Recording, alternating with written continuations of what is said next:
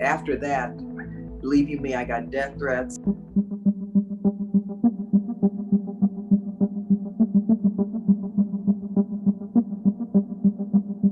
September 11th was a horrific moment.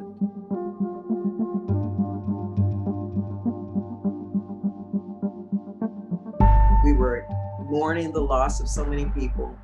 We were frustrated, anxious, not knowing what was coming next. But George Bush was president, and everyone knew that we had to respond, and had to be a response to bring the terrorists to justice. Seems reasonable, right? And so the Bush administration came up, though, with an authorization to use military force, which means he asked Congress to authorize going to war.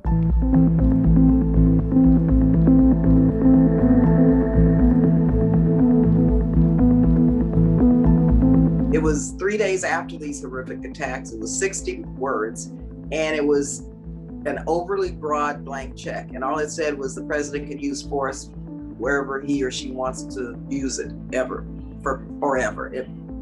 It set the stage for forever wars.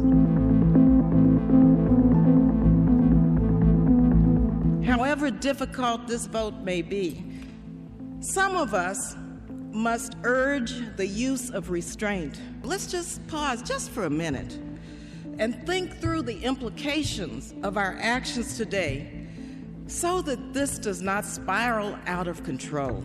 After that, believe you me, I got death threats. It was terrible. I had to have security.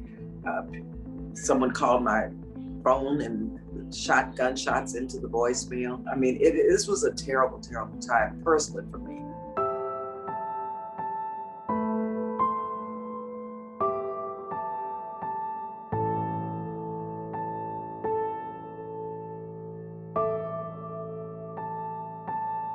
I wish I didn't have a thought I told you so, because that would have meant that we wouldn't have lost so many people. No, what I have just tried to do is build bipartisan support to make sure the public understood the costs and consequences, and to try to get these authorizations repealed. Young people have to understand that it's the Constitution that requires Congress, not any president, Congress, to give the authorization to use force.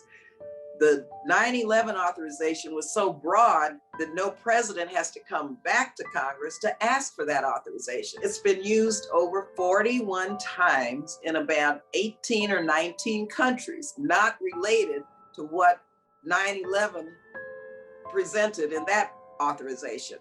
And so we're in a state of perpetual war, forever wars.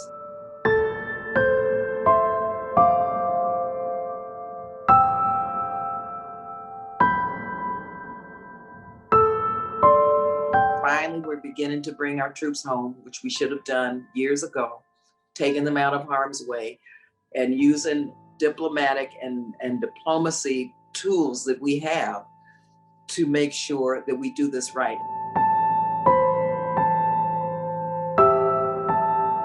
And finally, I'll just say I am chair of the subcommittee that appropriates funds for all of our work on the diplomatic side, all of our global health initiatives, all of our development initiatives, humanitarian assistance.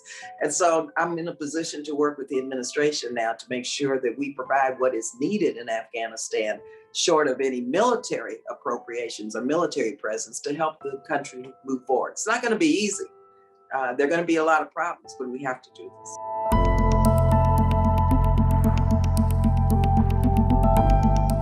It was very difficult, but I have to just tell you, women of color have always stood up and been bold and done the right thing, and have really, in many respects, moved and protected this democracy.